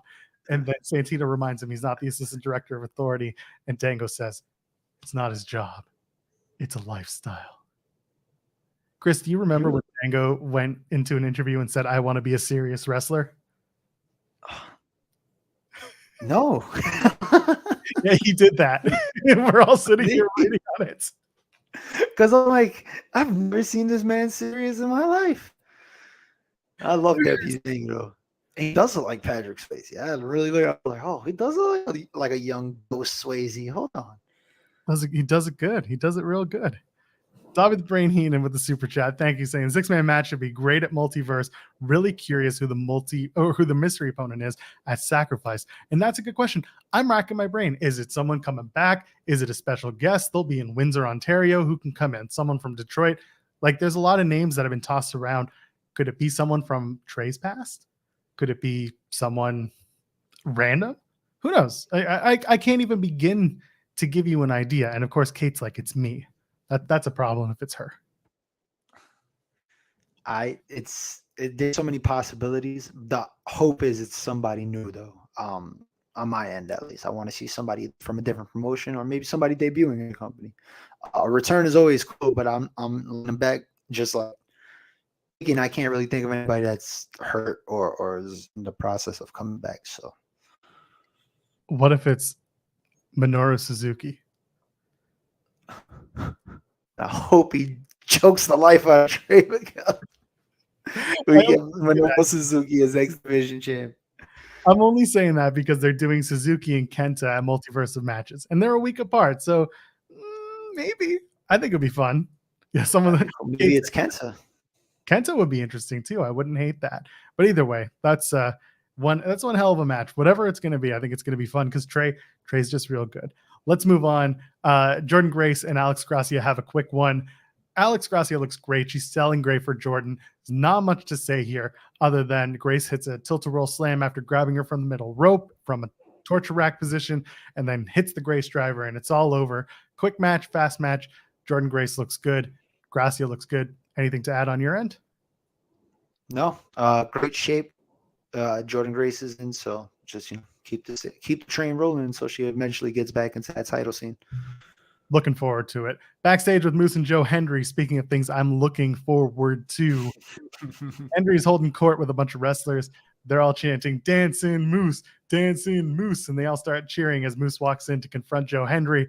Brian Myers hits Joe Hendry from behind. Moose beats him down. They toss him into a locker. They ask if they think it's funny. They lay him out, and then they ask, "How's that for dancing?" I like this feud. I believe in Joe Hendry, and I believe in his ability to get his ass beat by Moose and Brian Myers. Do you think Brian Myers wins back the Digital Media Championship when they do that match eventually? I bet against Joe Hendry too many times, and I don't know why, because I believe in Joe Hendry. It's just Moose is one of my guys, and he's letting me down. So now that you add Brian Myers into the mix, Moose is still lingering. Maybe Brian Myers gets the title back, and Moose and Joe Hendry have that final last match to settle their beef. So I say yes. I say Brian Myers does get his the Digital Media Championship back. Damn, you heard it here first. I'll clip it. We'll put it up. We'll save it just for when it happens. By the way, I got to actually shout out Norbert in the chat mentioning Laredo Kid as a potential opponent for Trey. I like that idea. While we've seen it before, this is good. I would like to see Laredo Kid come back real soon because he's feeling better. That's good news. Speaking of good news, we're backstage with Ace of Bays and Kenta. They're like, after you, champ. No, after you. And then I like in the background, Gia Miller's talking to Kevin Knight, and Ace and Gia have like a moment, because if you know, it's very cute. And then Shane Haste from TMDK walks up and congratulates Bullet Club and says, very sweet, as he walks away. By the way, Shane Haste had the promo of the year last week on Impact Wrestling. Josh, Swann, and Kaz walk into the frame and they're like, hey, there's a match coming up for us, a multiverse. We never teamed before. And Ace is like, well, I'm excited to watch the match at Sacrifice because we beat Time Machine at No Surrender, so it's not that hard to beat them. And then Kaz is like, well, how about you and us in a 6-man tag, Bullet Club versus Kaz, Josh, and Rich Swann. And they do a whole back and forth. And then Josh is like, you can wear your belts or you can wear your insecurities. That is a line. I like that line. They all look at each other like, shit. I feel like that's a line like a 16-year-old teenager could use in high school. Like, you could wear your belt or you could wear your insecurities. Oh, it's like your favorite emo band's line, and I'm all for it. Somewhere like, I don't know, like Blink-182 is like, no, wear your belt. I got one. Tom, I got one. And then it just goes from there. Gresham and Kushida have a banger of a match. I don't need to go hold for hold, and I don't want to, because I just think y'all should go out and watch the match, especially if you're into that style of wrestling. Mac Classic, a lot of holds, a lot of chain wrestling. Kushida working over the left hand of Gresham, and Gresham is trying to get that Kimura lock in, and of course you need your hands for that. Finish is basically Gresham tapping out right quick to the hoverboard lock after some really good chain reversal wrestling. And then they shake hands. Code of Honor is adhered to. Both men stare intensely at each other because they had a good, intense match. And like I said, Kushida's getting big wins on his way to Multiverse United and facing Josh Alexander for the Impact World title. On the other hand, Chris, what the hell are we doing with Jonathan Gresham? And what is his story here in Impact? What do you think is going on? Well, first of all, I love the match. That was my match tonight. I liked how both men were presented equally. It felt like a very 50-50 match. I said it should have been a pure match. It would have been cool. I forgot we're not in Ring of Honor. But I was a little perplexed by the finish because I don't see Jonathan Gresham losing this often, like just signing with the company within a couple months ago. His wife is like top premier knockout, you know what I mean? Like, you would think, and the whole thing with Tony Khan, you would think he would be in a better position or just looked really strong from the get. But on the other hand, I do understand because she's going over now that, I remember that we are going to the multiverse and he will be challenging Josh Alexander. So it's like, it doesn't really hurt Jonathan Gresham losing the way he did, because it was like a very good story told in terms of how he lost and leading up to why he lost. So I can't really be mad, but hopefully he starts to regain momentum where he's just another guy that's putting other people over. I agree with you completely. And I sit here and I watch his trajectory and I'm like, it's new. So like he can lose, he can eat some pins, and that's fine. I'm wondering, like, at what point does Gresham really start having a story and Impact instead of just being dude who's really good at wrestling and was upset with his former employer, and now this is the place where he wants to be the honorable wrestler? Either he's going to turn because he can't be honorable anymore, or he's going to stay the way he is and eventually the crowd's going to get behind him. it's just a really weird situation that they're in because I don't think they know what they want out of Jonathan Gresham just yet. I might have to give it some time. He needs a feud. He needs an important feud with somebody like a cornerstone guy of Impact, just to see where it goes, just to see if the crowd is going to get behind him rather than the cornerstone Impact guy, or if they need to change his character up a little bit. He needs something. He needs it fast though, because he's a premier talent. He shouldn't be wasted. Just put on the side. Agreed. And we'll see what they do with him. It's just it's a slow build, and I'm waiting for them to do something with it. I guess we'll see what happens. Someone who's actually been in a slow build as well is Killer Kelly, and so she comes out. And she's like, I'm not happy with Taylor Wilde's games, the tarot cards, the magic tricks. She's like, I have an idea. How about we have another game in mind that we can play? And then out comes Taylor, and she's like, I'm here to play games. The spirit sends messages through the cards, and the cards say this isn't about Killer Kelly. This is about the future. This is about what's meant to be. So she says, pick a card, and she pulls out a giant oversized novelty tarot deck. I've never had my anything, I've never had tarot cards pulled out in front of me. Those felt like really big cards, Chris. Have you ever had a tarot deck waved in your face? No, but I don't imagine the cards are that big. Pretty big, oversized novelty card. It's like cards for like older people who can't read. To the old witches who are like, that is. What does that say? Oh yeah, that's the future card. All their potions are written in Latin. Yes, those type of witches. Like those oversized, like super books that have massive text. That's what that is. Anyway, Kelly's like, my destiny doesn't come from cards. I make my own. I take my destiny by the throat and I choke the life out of it. Suddenly, kinky Killer Kelly's back. And then Wilde's like, well, I'll choose the card for you. And she chooses the Tower. And she says that brings massive change, upheaval, destruction, and chaos. And then from the background comes Kylan King, who then wallops Killer Kelly with a chair, hits her with the DVD, and suddenly the Coven are here. That's what they're going to call them moving forward. I called them King Wild, but sure, whatever. The Coven, witches. Woo. Anyway, I'm really excited to see Kylan King get a spot here in Impact Wrestling. Let's go backstage. We'll talk about the Death Dolls appearing to console Kelly and says witches can't be trusted. Rosemary says the Death Dolls would have given you insight to that if you had just called us. Kelly's got a one-track mind, single-minded killer. She's an expert, but there's an entire realm that she's failing to grasp, and that's, of course, the dark realm and the witches and yada, yada, yada. So witches can't be trusted, and Rosemary says she knows exactly where to find them if you need them. And Kelly's like, actually, I don't. And that's a good... I don't know where to find any of the Death Dolls. It's not like Joe Hendry, where if I do this, he appears. I don't know where to summon the Death Dolls. So they're like, just a knock at death's door, which, by the way, not any better. I would just be like, you got to give me directions, GPS coordinates, something. Anyway, I text you when I'm outside. Just let me tell you when I'm outside. Yeah, exactly. And then Kelly's not afraid of some 2-on-1 situations. And I'm like, once again, kinky killer Kelly's back. And then the Coven walk in. They confront the Death Dolls. And Taylor Wilde's like, are you jealous that this human can tap into black magic? And then you've got Jessica on the back. This is the best, where she's like, oh, magic. I love magic. I love magic and horoscopes. And Ty's just like, shut up. You don't, not this magic. And I love Jessica's character. Rosemary's like, let's make a wager. They wager the Knockouts tag titles versus the Coven's witchery. And then they walk out saying, witches get stitches. That's cute. I like that. Soup to nuts, Chris G. Did this do this for you? Because I'll tell you it did it for me. I liked it.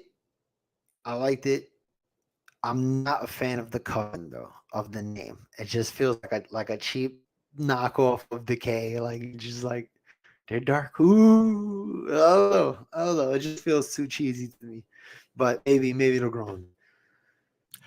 There's a part of Impact that, people don't really enjoy. They always bring up the undead realm, and they're like, oh, it's too hokey. It's too this, it's too that.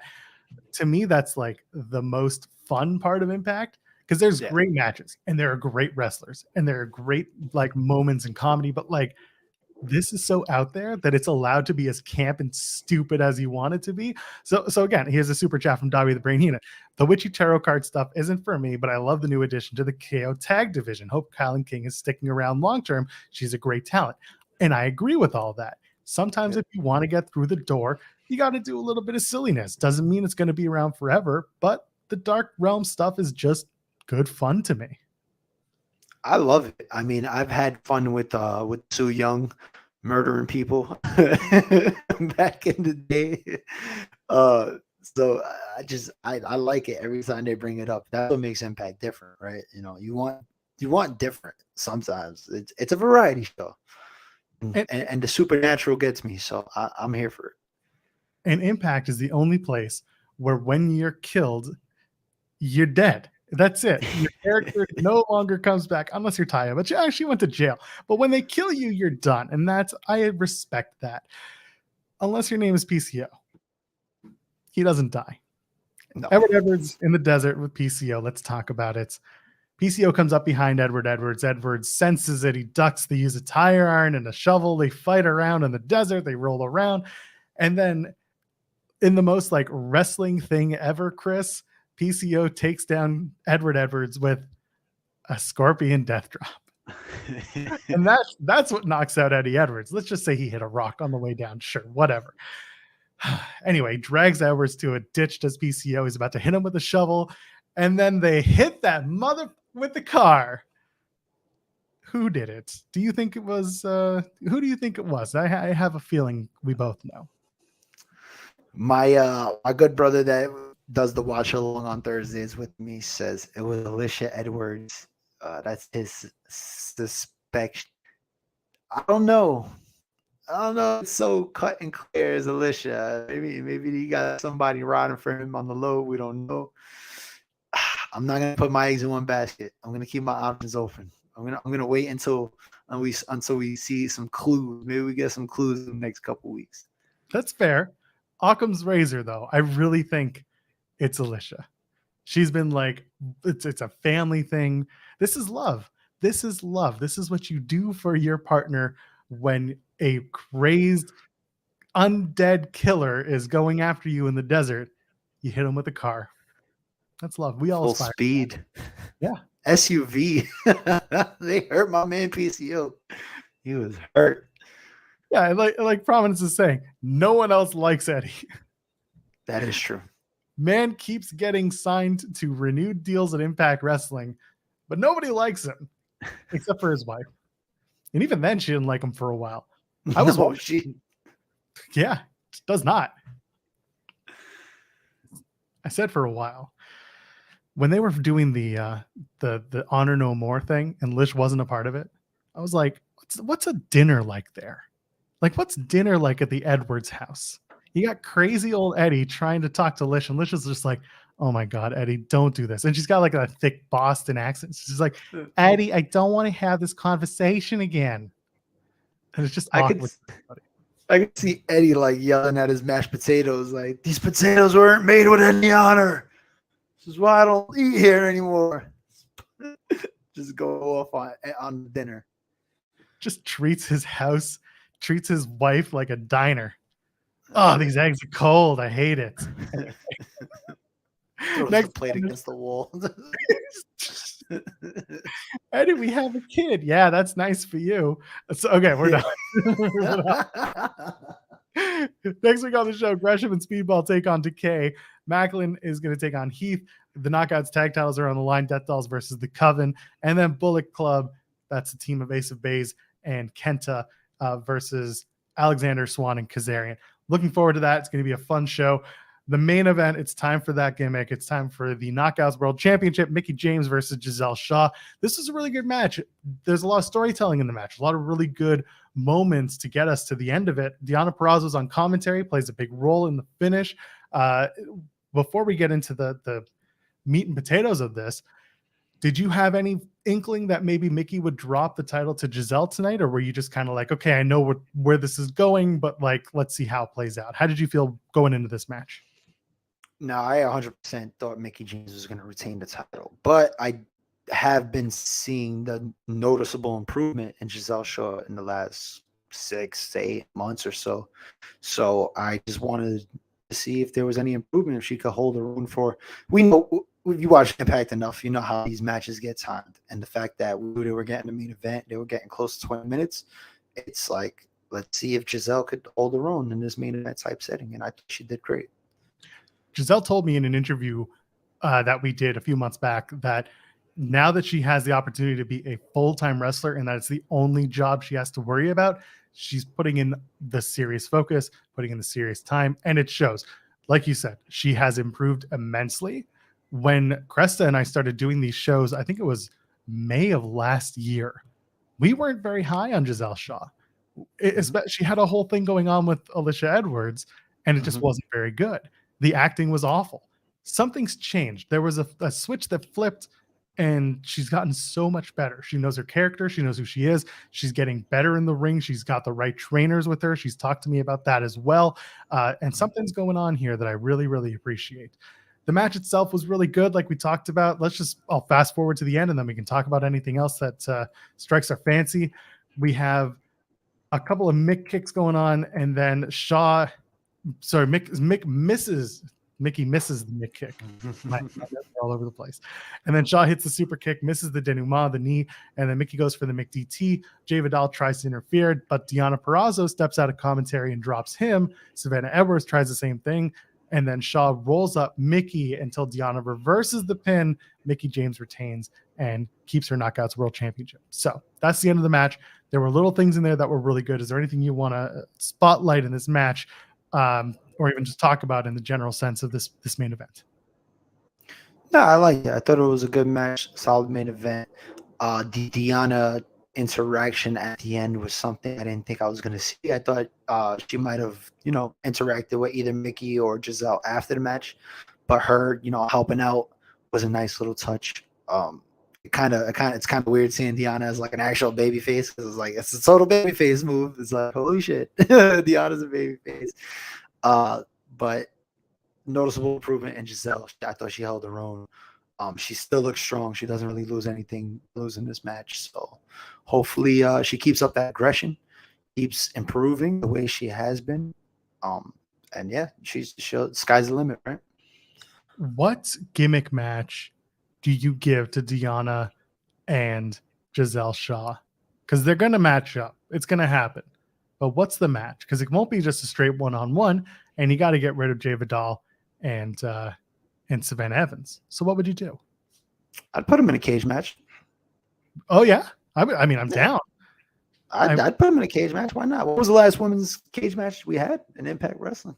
Ooh, someone's going to have to tell me that one. I can't even think off the top of my head. Yeah, why not? Book it. Put them in a cage match. That'd be nice.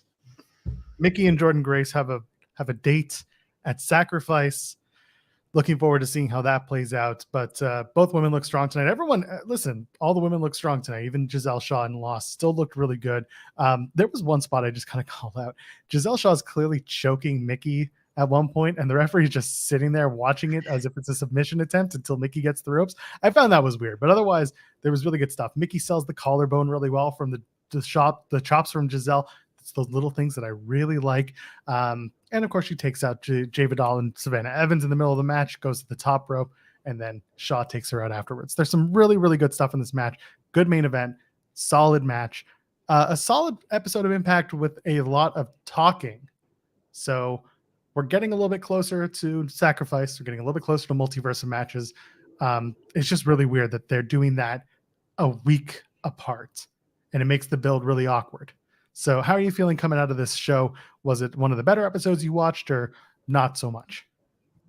It felt like a standard episode of Impact Wrestling, which is not a bad thing, because like a standard Impact Wrestling episode is always solid action, the right amount of storytelling outside of the ring, and just enough shenanigans to have me chuckle. So it's like it really did serve its purpose in all those ways. I don't think it was an extra special episode, but I don't think it was a bad or a graded episode by any means. I thought it was a solid Impact episode. Exactly. Dobby the Brain Heenan gets us off tonight. That sounds really wrong, but I'm going to just stick with it. I think Deonna needs a backup of returning Tasha Steelz. I think that would work really well. You can do Deonna and Tasha versus Giselle and Savannah Evans. Why wouldn't you do that? I'm down with that. What do you think? It makes perfect sense. We were actually wondering what was going on with Tasha Steelz, because it feels like we haven't seen her in a few weeks. So if she's been a little injured, hopefully she's healed up, and that'd be a nice little tag team match. Yeah, she's someone that can absolutely bring a little bit more fire to the Knockouts division and potentially even the Knockouts tag division. Have Deonna and Tasha maybe team up and become an odd couple tag team that goes farther. I'm down with that. Let's do it. Anyway, I think I know it's going right now. Might as well. And that's the thing. They have such a stacked roster of knockouts that everyone's kind of jockeying for position with no idea where they stand. But that tag division, that's the one that I'm really looking at because they needed to be rebuilt. They brought in the Hex for guest appearance. They went in and out. That's it. So we'll see where they go from here. That's Impact for March the 9th. Chris, thank you for helping me out on such short notice. Cresta, we hope, is going to be back next week. Till then, Chris, go ahead, plug your stuff. Tell them where they can find you and all that stuff. Oh, yeah. You can find me on Twitter and Instagram at True Heel Chris G. You can find me on True Heel Heat Wrestling YouTube channel every Tuesday, NX3. We do the NXT watch along. Me, my man Romeo, and my brother Skinny Kravitz. Also, every Thursday on the Twitch, twitch.tv/True Heel Heat Gaming. We do Blunt Impact. That's the Impact watch along. You could join us there on Twitch. I also do Twitch Friday nights gaming. I'm playing Hogwarts Legacy right now. Come watch my character, Christus Roll and Puff. We get funky in Hogwarts, baby. You want to come join that.